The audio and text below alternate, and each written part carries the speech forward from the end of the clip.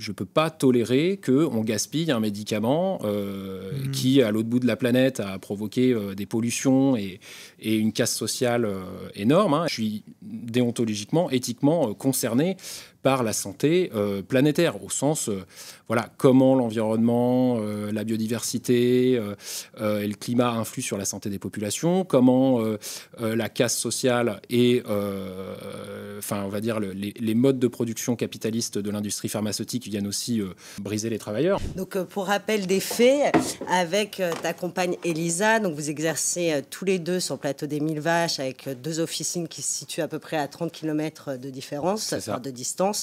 Et vous avez été condamné par le Conseil régional de l'Ordre des médecins de Nouvelle-Aquitaine, des pharmaciens. À chaque fois, je l'ai fait, hein, j'en étais sûre, on en parlait juste avant.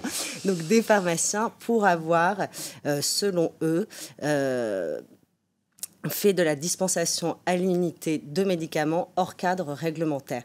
Est-ce que tu peux un petit peu revenir peut-être sur déjà qu'est-ce que c'est que la dispensation à l'unité de médicaments, comment ça se réalise, pourquoi là elle a été considérée hors cadre réglementaire et surtout en fait dans quel contexte vous avez mis en place cette dispensation à l'unité?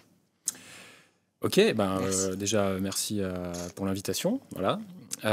Donc la dispensation à l'unité des médicaments, c'est quelque chose qui existe depuis assez longtemps en fait, parce que c'est ce qui se passe par exemple pour les médicaments qui relèvent du régime des stupéfiants. Et nous, on a commencé à le faire en 2019 quand on a été exposé à une première grosse pénurie sur des médicaments utilisés très couramment, des dérivés de la cortisone, donc la prénisolone, où en fait c'est prescrit parfois sur 3-4 jours. Et en général, il en reste dans la boîte une fois qu'on a fini le traitement. Et ce qui reste dans la boîte finit soit périmé dans les armoires à pharmacie, soit est ramené à la pharmacie pour être détruit.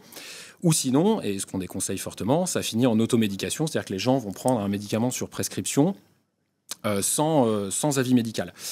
Est-ce que les gens leur ramènent souvent les médicaments? Oui. Alors maintenant, il y a quand même pas mal de campagnes de sensibilisation aux gestes cyclamèdes. C'est-à-dire que voilà, les médicaments, c'est un produit qui doit être détruit dans un circuit spécifique. Et donc oui, maintenant les gens sont habitués à les ramener. Mais ce qui nous paraissait, impensable, c'est qu'on est face à un médicament qui est en situation de pénurie. On sait qu'il y a la moitié de la boîte qui va finir à la poubelle et qui va empêcher certains patients qui en ont besoin d'accéder aux soins. Donc ça a été une première motivation. Voilà, et ça s'est fait hors cadre légal parce qu'effectivement, on n'a pas le droit techniquement de dispenser à l'unité la prénisolone. Alors je tiens à rappeler que mécaniquement, en fait, on facturait une boîte. On gardait le reliquat qui n'allait pas être utilisé par le patient. On traçait le numéro de lot et la date de péremption pour assurer la traçabilité. Voilà, ça fait partie des prérequis du pharmacien. Et quand un patient venait pour ce traitement-là, on lui donnait les doses. C'est-à-dire qu'il n'y a pas eu d'enrichissement personnel, il n'y a pas eu de fraude à la sécurité sociale. Ni de mise en danger de la santé de très important parce que c'est sur ces 2 points-là qu'a insisté notamment l'Ordre des pharmaciens dans l'objet de sa condamnation. Voilà, donc ça c'était le premier point. Ensuite, en 2020, on a anticipé sur la dispensation à l'unité des antibiotiques. Faut savoir qu'entre 2014 et 2017, il y a eu une étude scientifique de l'INSERM qui a évalué la pertinence de cette dispensation à l'unité. Et on sait que c'est pertinent sous pas mal d'aspects, notamment pour lutter contre l'antibiorésistance.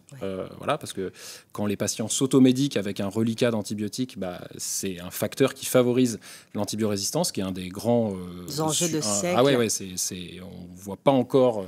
Enfin, on commence à le voir, mais c'est vraiment un sujet qui est très très important pour l'avenir. Et disons qu'en 2020 est sorti un décret ministériel sur la dispensation à l'unité des antibiotiques et il y a eu un décret d'application en 2022. Et nous, ce qu'on dit, c'est qu'entre 2014 et 2022, il faut 8 ans pour sortir des textes et un cadre réglementaire pour dispenser à l'unité des médicaments dont on sait que c'est utile d'un point de vue de la santé publique de le faire. Donc on a anticipé là-dessus et on l'a anticipé en travaillant avec les prescripteurs. Parce qu'on y reviendra, mais on travaille au sein d'une équipe coordonnée en santé, donc on travaille main dans la main avec les médecins notamment. Et voilà. Et ensuite, on l'a fait pour d'autres molécules qu'on appelle à risque iatrogène, c'est-à-dire qui vont entraîner des effets contre-productifs. Donc voilà, par exemple des antalgiques qui rendent accros les gens, voilà, dont le tramadol par exemple, qui est quand même assez connu, ou des médicaments comme les anxiolytiques, les benzodiazépines, qui font chuter par exemple les personnes âgées quand elles sont trop consommées et qui chutent, fracture du col du fémur, hôpital, etc. Donc c'est ça la iatrogénie, c'est-à-dire c'est des formes d'effets indésirables qui sont contre-productifs pour le système de santé. Et on sait qu'il y a certaines molécules qui devraient être prises sur des courtes périodes. Et donc, très exceptionnellement, en partenariat avec les médecins, on a dispensé ces molécules-là pour éviter ce qu'on appelle un mésusage. Voilà.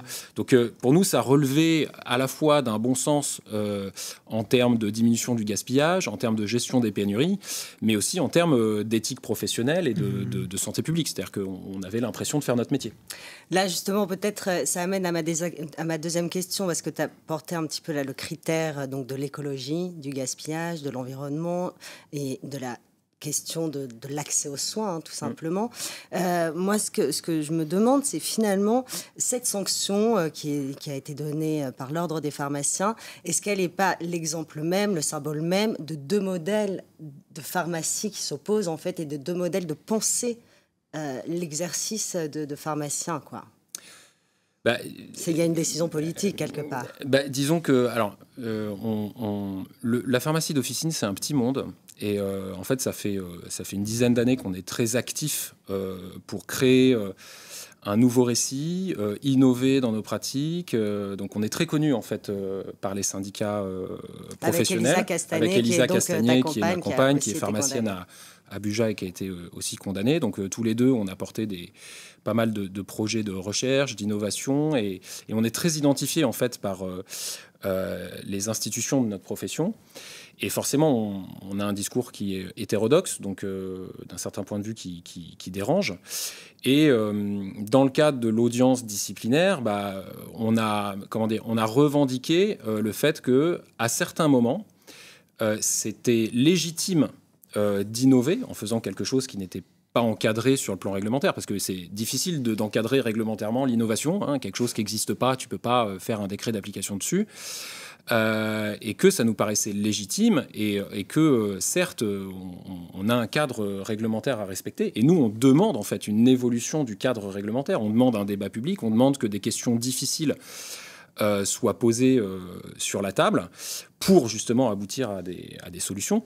Mais disons que le fait qu'on revendique une légitimité, une indépendance professionnelle soutenue par un cadre éthique et déontologique, et qu'on revendique cette légitimité comme dans certaines situations supérieures à la question de la légalité, forcément ça ne plaît pas, parce que c'est une forme, ils ont peut-être interprété ça comme une forme de désobéissance civile, et effectivement, et on ne peut pas leur reprocher, le but de l'ordre et des juridictions disciplinaires, c'est de faire respecter le cadre légal, et c'est tant mieux, parce que dans plein de situations, c'est justifié qu'ils condamnent des pharmaciens qui fraudent à la Sécu, ou des pharmaciens qui mettent en danger la santé de leur population, et c'est une frange très minoritaire de la profession, hein, je tiens à le rappeler.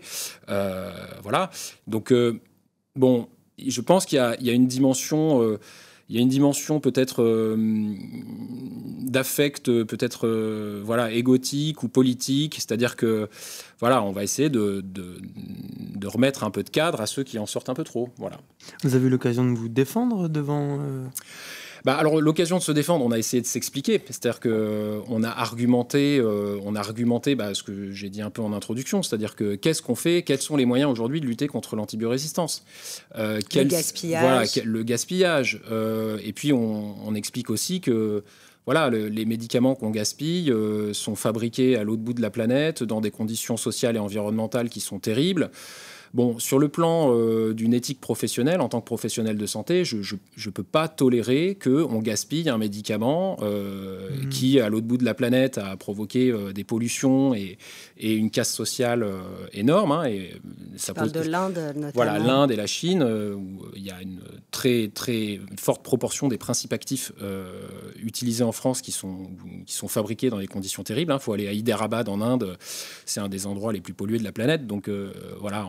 En aval des rejets de l'industrie pharmaceutique dans les eaux fluviales, on a des taux de cancer pédiatrique ou de malformations congénitales qui explosent. Donc À un moment donné, toi, tu penses l'effet papillon. C'est ça, c'est-à-dire on est en responsabilité. Moi, je suis pas juste professionnel de santé pour les patients de Sornac. Je suis déontologiquement, éthiquement concerné par la santé planétaire, au sens, comment l'environnement, la biodiversité et le climat influent sur la santé des populations, comment la casse sociale et, on va dire, les modes de production capitalistes de l'industrie pharmaceutique viennent aussi briser les travailleurs.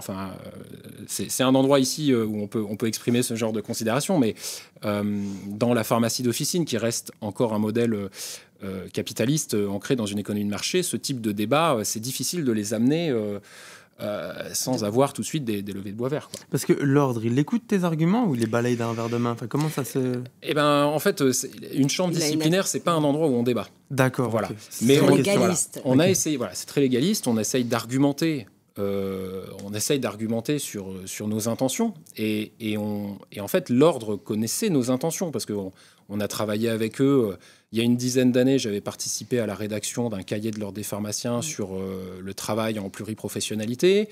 On a été plusieurs fois reçus dans les locaux à l'ordre pour présenter nos innovations, nos projets de recherche. Donc en fait, tu te cachais pas, je ne me cachais pas. Ça clandestinement, et même en fait, comptoir, historiquement, c'est comme un gamin qui tire la jupe de sa maman. Regardez-nous, on essaie de faire des choses, on essaie de répondre à des problématiques de terrain qui sont tout à fait concrètes. Qu'est-ce que vous en pensez? On a toujours été dans une posture d'ouverture et d'inclusion des institutions. Ce qu'il y a, c'est que notre discours remettant en cause des fondamentaux de la profession, qui ne sont pas forcément les intérêts des détenteurs du capital, on nous écoute pas parce que ce serait ouvrir des débats qui sont trop difficiles pour la profession. Après c'est ce qu'on suppose, et je pense que ça se vérifie, mais on a toujours été en contact avec l'ordre des pharmaciens pour les alerter sur ces questions-là. Ouais. Peut-être pour avancer un peu dans la discussion et pour mettre un petit peu d'actualité, le ministre de la Santé, donc Yannick Neuder, a annoncé hier un grand plan concernant l'état de la psychiatrie et donc aussi la pénurie de médicaments. Donc tu as signifié que la pénurie, c'était une des raisons pour laquelle vous avez commencé cette dispensation à l'unité.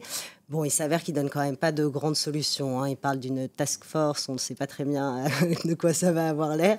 Mais donc toi, est-ce que tu peux peut-être nous expliquer pourquoi déjà on doit faire face en France à des pénuries de médicaments et quelles pourraient être les solutions pour les limiter et mieux les prévenir?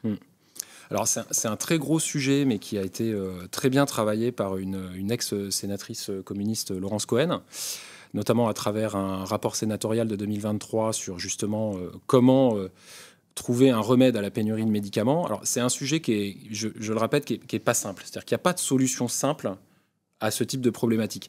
La dispensation à l'unité, c'est un moyen, notamment pour mieux gérer les pénuries de médicaments qu'on utilise sur des courtes durées, donc en général dans des situations pathologiques qui relèvent plutôt d'un problème aigu. Pour ce qui est des médicaments chroniques, il y aurait d'autres solutions que la dispensation à l'unité, parce que de toute façon, les médicaments chroniques, les gens doivent en prendre tout le temps. Donc quand c'est un par jour toute la vie, si on te donne à l'unité tous les 28 jours, ça ne change pas le problème de comment est-ce qu'on va gérer le besoin. Alors là où nous, ça nous interpelle, c'est qu'aujourd'hui, il n'y a pas de pilote dans l'avion. Il n'y a pas de structure qui est là pour à la fois penser et organiser ce qu'on appelle la justice distributive de la ressource en produits de santé.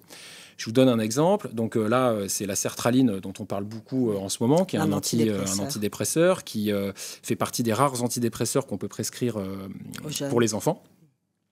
Et donc, il y a une pénurie de sertraline. Et moi, par exemple, dans ma pharmacie, je m'occupe d'un centre d'hébergement pour personnes avec handicap physique et mental, où, parce que c'est des gens qui ont des problèmes psychiatriques, je sais que tous les 28 jours, toutes les 4 semaines, j'ai besoin de 28 boîtes de sertraline pour ces gens-là.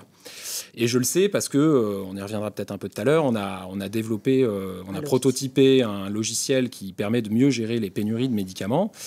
Et cette information-là, le fait de savoir que j'ai besoin de 28 boîtes tous les mois, grosso modo, c'est une information qui ne remonte pas à travers la chaîne logistique et la chaîne décisionnaire des médicaments. C'est-à-dire que cette information-là, finalement, les répartiteurs pharmaceutiques, donc ceux qui viennent nous livrer les médicaments, ils n'ont pas forcément cette information. Et donc aujourd'hui, on n'est pas capable de correctement contingenter une quantité de médicaments en tension en fonction des besoins réels d'un territoire. Et ce qui se passe, vu qu'on est une profession dans une économie de marché, en concurrence, avec tout un tas d'acteurs, on constate plutôt une forme de clientélisme économique. C'est-à-dire que si on est une grosse pharmacie avec une grosse trésorerie, qu'on a un pouvoir de négociation plus fort avec un répartiteur ou avec un laboratoire, on va dire, c'est simple... moi, je veux 300 boîtes parce que si vous ne me filez pas les boîtes, je vais aller chez le concurrent. Donc ça, c'est aussi une mécanique contre-productive. C'est-à-dire que vu qu'il n'y a personne qui est capable d'avoir une visibilité très transparente sur l'état des stocks chez les différents acteurs, qu'on n'a pas une information de terrain structurée qui remonte sur quelles sont les personnes qui ont vraiment besoin de ce médicament-là et qui sont clairement identifiées, on n'est pas capable de répartir correctement un stock de médicaments.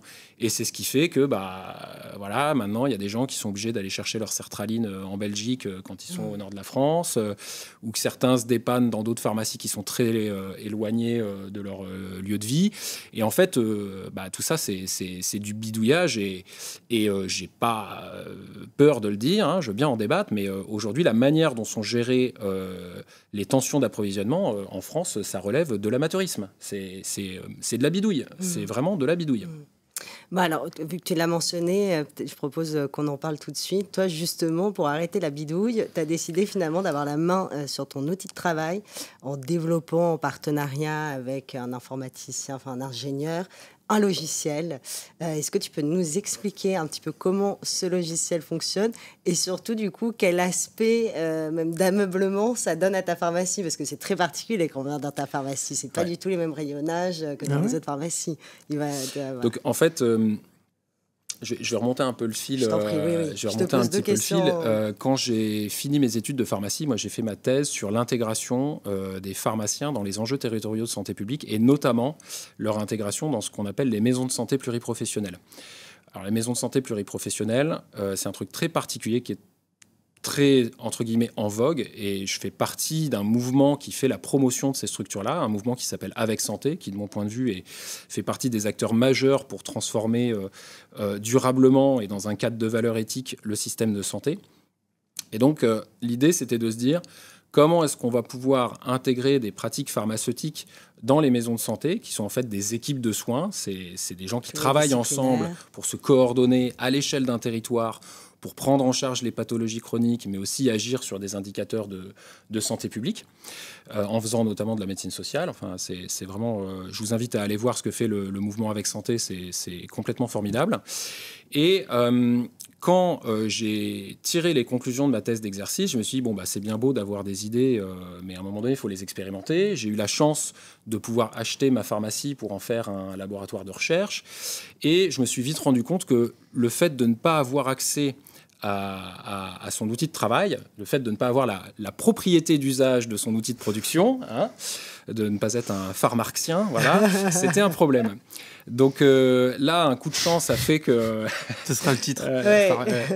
Un coup de chance a fait que j'ai rencontré un ingénieur informaticien qui s'appelle Julien Misiac, et avec Elisa et Julien, pendant 3 ans, de 2017 à 2020, on a prototypé un logiciel de pharmacie qui nous permet justement d'avoir une vision beaucoup plus précise des besoins en produits de santé sur notre pharmacie et par extension sur le territoire, par, on va dire, des procédés techniques dans lesquels je ne vais pas forcément rentrer, mais qui en fait partent du principe que dès lors qu'un patient a une pathologie chronique, ou qui nous aime bien, ou qu'on est la seule pharmacie dans le village, la probabilité qu'il revienne tous les 28 jours, parce que dans une boîte de médicaments, il n'y a que 28 comprimés et qu'il est censé en prendre un par jour, cette probabilité est forte.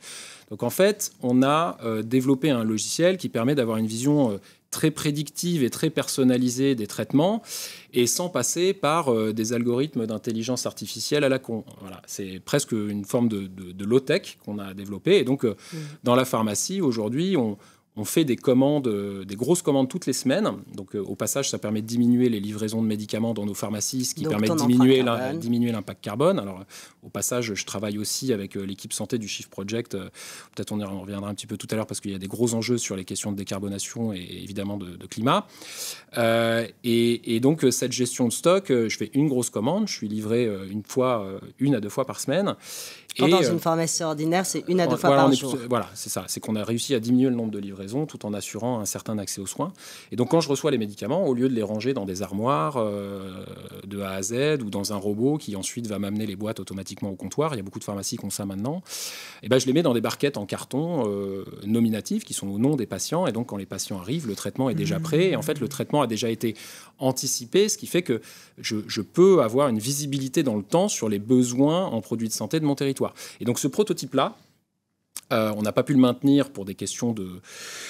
on n'avait pas de moyens, donc voilà. Et par contre, tous nos procédés aujourd'hui, vous les retrouverez sur Internet. On est en train de voir pour mettre le code source en accès libre. Ce qu'il y a, c'est que c'est un code source qui... Alors, on est aussi des militants du logiciel libre, par définition, pour justement avoir la propriété d'usage de notre outil informatique. Mais bon, le code a été développé sur des langages informatiques qui ne sont pas propices au logiciel libre tel qu'on l'entend aujourd'hui. Donc c'est plus un objet technique historique que quelque chose de véritablement utile. Par contre, tout le concept qu'il y a derrière, lui, on l'a documenté. Il y a plein de conférences que j'ai données sur ces questions-là. On l'a présenté aussi aux syndicats et à l'ordre. C'est-à-dire que depuis 5 ans maintenant, on a un logiciel qui permettrait, enfin un prototype de logiciel qui permettrait d'améliorer la gestion de stock en France, qui n'a pas été approprié par la profession. Donc peut-être qu'il serait le temps là, parce qu'il y a un espèce de moment politique où on pourrait amener ce type de sujet. Et donc notre prototype a été repris par un éditeur du marché des logiciels de pharmacie, alors un éditeur privatif, hein, c'est pas du logiciel libre. Cet éditeur, c'est Pharmaland. Et aujourd'hui, Pharmaland travaille avec le plus gros répartiteur européen, qui s'appelle l'OCP Phoenix, justement sur les concepts qu'on a prototypés. Donc à partir de prototypes qui ont été faits dans un contexte de désertification médicale et pharmaceutique au fin fond de la France, aujourd'hui on a un très très gros acteur européen de la distribution du médicament qui s'intéresse à notre prototype justement pour pouvoir mieux gérer sa fonction principale, qui est la répartition de stock de médicaments. Et parallèlement, le fait de développer ce logiciel nous permettait aussi d'avoir la main sur les données de santé qu'on produit dans le cadre de notre exercice pharmaceutique. Et on avait été en 2021 lanceur d'alerte dans un cache investigation sur les données de santé qui remontaient des pharmacies d'officine. Donc voilà, ça avait été aussi un moment politique assez fort, et ça a été aussi un moment où on remettait un peu en question la vision orthodoxe pharmaceutique autour à la fois des données de santé, mais aussi de nos outils de travail.